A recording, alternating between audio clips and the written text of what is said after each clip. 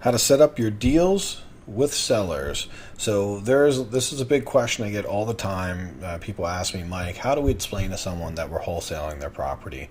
Do we just lie to them and tell them that we're going to be the buyer of the property, or do we actually tell them the truth? Now, my answer to that question is that we always want to tell the truth, but you can package the truth to make it more desirable. So we obviously don't want to lie and just say we're buying the property, because that ends up having a lot of issues. A big part of being good at wholesaling is having the ability to go back to your seller and renegotiate if the market tells you got the price wrong. Sometimes you'll get the price wrong, and that's what's great about wholesaling, is that when you get the price wrong, you don't have to lose any money in a deposit because you set it up properly. But then secondarily, where a lot of your income is going to come from is your ability to go back to the seller and have a conversation with them and say, hey, I know I told you I was going to take this to some investors, and the investors have come back and they're all telling me they can't do 90K. We would need to be at 85 if you want to go forward. Now, because we didn't go in and say we were going to buy it, and we guaranteed them and lied to them that we're going to buy it, it's easier to have this conversation. And once somebody's been in the deal for a few weeks and they can tell you've had a lot of people through and you're working hard to get them the highest number, they're more open to being reasonable and negotiating some.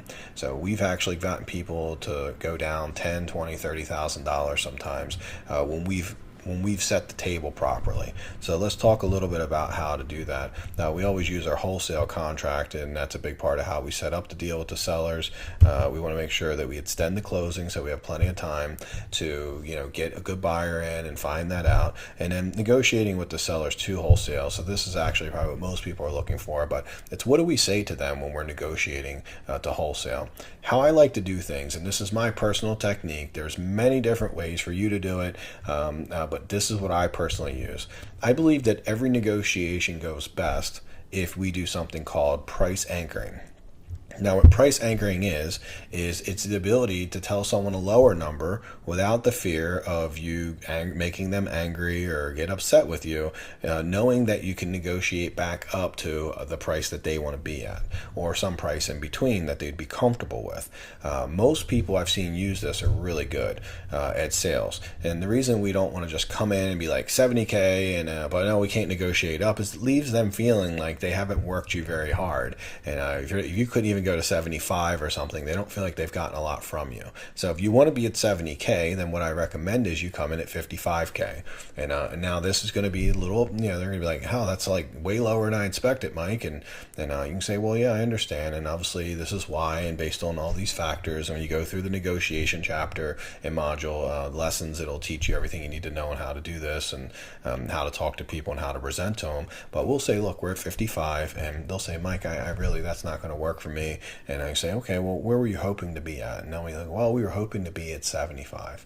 And you might say to them, well, I'm at 55K. Let me ask you, be upfront with me. What is the closest you can get to my 55K? And that way we leave it on them to negotiate themselves. Now, what I love about setting it up this way is we create an environment where now us together, me and the seller, are trying to find a solution to the problem of my number being at 55 and theirs being at 75. If we can create that environment where we're working together as a team to figure this out, then this is where we kind of backdoor our way into wholesaling. And I'll explain a little bit farther how we do it. So essentially, if they came back and said, look, I couldn't really do less than 70K, and you might say to them, well, remember, we wanted 70K. Instead of saying, okay, I'll take 70, that works, what we would say to them is that, well, that's a lot higher than 55. And then we would go down, maybe negotiate some small things like settlement and all that. And, we might come to them and say, look, at 70K, I'm not 100% sure that I can get it done. But what I have done in the past that's worked really well for me is I work with some investors. And if you wanted to give me a couple weeks, I could bring my investors through and see if I could convince them to pay 70K and partner with me at 70K. I also could get my contractors through and see if I can negotiate them down some. So if a combination of me negotiating my contractors down and finding the right investor to work with me, I might be able to get you this 70K. It would require a couple weeks and a lot of work on my behalf. I'm willing to do that for you for free if you're okay with me taking a few weeks and having a few people come through with me. And that I usually position it just like that. I wouldn't say that is 100% the truth, but it's not really lying either. The core of what we would call lying is telling them we're going to settle for sure. We're leaving the door open. We're telling them we think we can get it done, and obviously if we put it under contract and we do that work of trying to find an investor and getting estimates and really trying to sell this deal, well, we're hoping that we are right, because it is a lot of work. But if, say, we find out 3 weeks later the most anyone's willing to pay is $68,000. Now, where it's easy for us to go back and say, look, we've had a ton of people come through, and the best I think we can do is $60,000, and just see what they say. They might say, no, we can't do that. And I say, well, again, what is it? Maybe I can make a phone call and see if I can squeeze a few more bucks out. Where is it you really need to be if we can get this done today and we can get this settlement in a couple weeks? And they might say, look, we can do 62K. Then you would go, okay, let me make a quick phone call. You come back, you sign the agreement, you make a quick $5,000 to $6,000. And then your deal's done, and that's the key. But the key is we're creating an event. So, I've used the investors coming through that I could, see if I can get them to invest at a higher number. I've used get my contractors through, see if I can negotiate them for you. What we're doing here is we're not giving up on the deal or giving up on the fact that the number's higher. Together, I'm putting some work in to help. A lot of times when I come back, people now know I can. It's a lot easier too when you've had 3-4 weeks under your belt and you've I've had 30 people come through the house. And here's what they're telling me. It gives your story more credibility. It gives the facts that you're giving to them more credibility. When we walk in, so the lowest level of credibility is if we were on the phone and we're like, hey, I'll give you $50K for your property. Imagine what the seller's thinking. The seller's thinking well, you haven't even seen the property. So that's the lowest level. The second lowest level is you come to the property and you just make an offer there. And then they're like, well, he's just seen it. How does he know for sure? The next level that's even better would be if you come to the property and then you come back the next day and you go, hey, I'm going to go do research. And then you come back with the research. You show them all the details. You get them to agree. That's going to give you the next highest level of credibility. The even highest level of credibility is if you do all that presentation, you get them under contract, and then you leave the door open saying that I need to get some investors through because I'm agreeing to your much higher number than my 55, and then you get these investors through, you take all your research, and then you go out, you try to find someone willing to pay more so you can get them more money, because it's all about getting them more money, right? Remember, this isn't about us, this is about getting them that 70K that they want. So the highest level of credibility is when you've done all this research and now they can look you in the eye and be like, Mike, you tried your best to get this number. And here's the reality. We did try our best. If we can get a buyer to pay 75 or anything over 70, then we get this deal done and we get them the number they want. And sometimes we can. Sometimes people are willing to pay a higher number because they have a different investment strategy. But when we can't get it done, the key to this business is that there's going to be a decent percentage of time where we can't get a number done. And what we want to do is we want to, this is a interesting concept that a friend of mine taught me. He's like, give them what they want, tell them what you'll pay later. And he works in DC, which is a highly competitive market, and that's how he wins a lot of deals out. He has a really, really good way of thinking about this. He'll say, hey, if I get them out the deal and then I'm working with the seller one-on-one, there's a good chance that if I come back and negotiate, they won't call back the other sellers. Sometimes they will, or other buyers. Sometimes they will, but most of the time they won't. And what I've done is bought myself some time to negotiate with them, some time to go get more facts and just to make my story even more concrete, and then to even get them to where they're even in a more motivated situation because they're kind of like, I just want to get this done. Let's just move on. I'll take a little bit less money. And sometimes that's what we have to do when people have high expectations of what the value is. Now, when I'm recommending this, I would make sure that your number is not too far off from where you think you need to be. This does work to get differences of, say, anywhere from 5 to 20K, but when you start getting like way out of line, then likely this is going to be a big waste of your time and their time. So obviously we don't want to take properties at any crazy price. We want to be in the ballpark. But I won't let a deal go over 5 or 10 or 15K if I think they would give me the option of taking 30 days to try to get the higher number. And I have to tell you, there's been a lot of times when I've gotten the higher number and it's been really a good time. I've been very excited that I could do that for the seller and that I could still make a few bucks off of that. So I do it all the time. This is how we set up wholesale deals. Now let's talk a little bit about when we get this wholesale deal and how we would set it up with the buyers who are buying it. Key to now, we have the wholesale deal. We found a buyer that's really good. We've gotten a seller to agree to a price that makes sense. The key, anytime we're selling our wholesale deal, we want to request a large EMD, and EMD stands for earnest money deposit. Larger deposits are really big, and we want to make sure that they're non-refundable, because anyone who puts us under contract and now we go back to the seller and say, hey, I can definitely get this done for you at $62,000. Well, the last thing we need is someone not going to settlement and then we're left not keeping our word. So this is the reason we get a big deposit, because if we're going to go back and negotiate this seller really hard, we want to make sure the person who says they're going to be buying it, that we're depending on, is very serious. The fastest way to tell if someone's serious is if you get a 5 to 10K deposit. In my experience, I've never had anyone default on a 5 or 10K deposit. I've only had a few defaults, and they've been like 2,500, 3,000. You're definitely going to get a lot of defaults at like $1,000. It almost don't even make sense to go to settlement half the time for that. So I always recommend that you try to get at least 5 to 10K. The same technique we use to get someone to take a lower offer or consider a wholesale deal, that extreme anchoring, is the same thing that we would do when we're trying to get a big deposit. So if you're trying to get a 5K deposit, don't ask for a 5K, ask for a 15K. And then all of a sudden 5K sounds very reasonable, and maybe you'll even get 10K. And it isn't about like 10K deposits. Not the only thing that's better about it is that we know for sure if someone's willing to give a big deposit that they're not going to back out.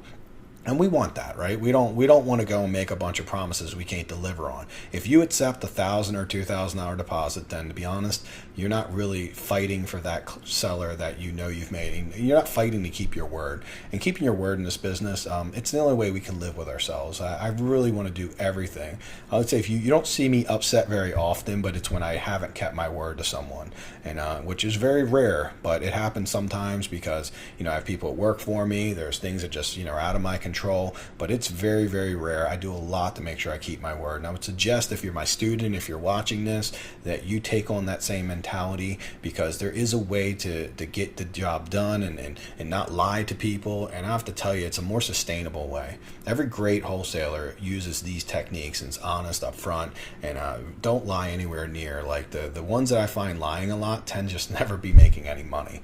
And I'm not trying to put anyone down, but I mean, ultimately, if people are being shady and kind of shifty, sellers can tell that. They sense it a little bit. They might not know why they don't like the person, but they do sense it, and they tend to not want to do business with them. And then we come in and we build rapport, and because we are honest, we're conveying honesty, right? And now they just decide they like us better, and they'll pick us over our competitors. This is one of my secrets to winning over my competitors, is that I just try to be an honest and good person, which is not always that common in this business.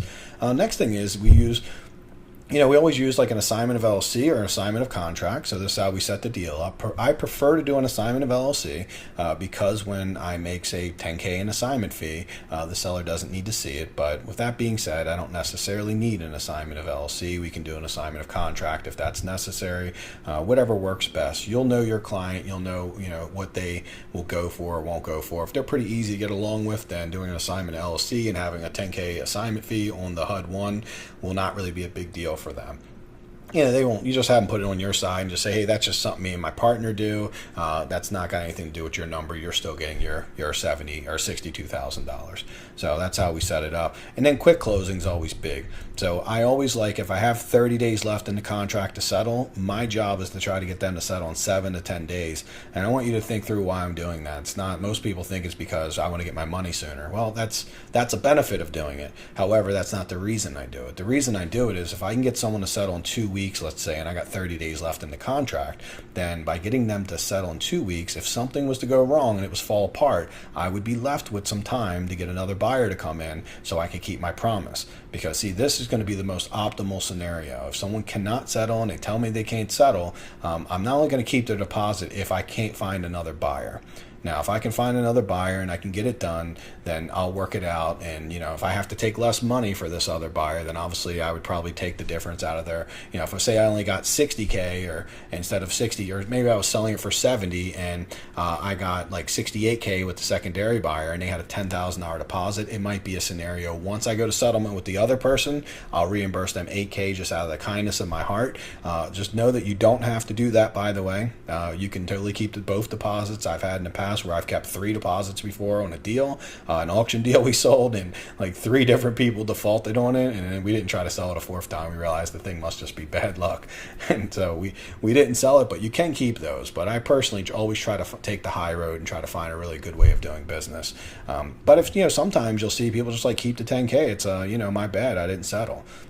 But my experience has been that when you make them put a really good deposit up, well, then they have to look in the mirror and decide, are they 100% on the things they're saying? It helps them be honest and make sure they can keep their word. For $1,000, people can tell you anything, and they're not really held accountable to keep their word. And the main reason I want them keeping their word, because I don't like to lie to people, and I don't want to have to lie to someone because someone else lied to me. So 10K and then getting them to settle quickly is going to be the secret to really making this happen, and knowing that you have plenty of time to work things out in case stuff doesn't go perfect. And I know this sounds like some basic stuff, but honestly, most wholesalers aren't doing this, and setting things up the way we're talking about right now is going to make your wholesaling business so much more fun, so much more repeatable, and it's just going to be a joy to do it when you're really just connecting people. It's just going to be a great feeling because you're not lying to this person and trying to keep all your lies together.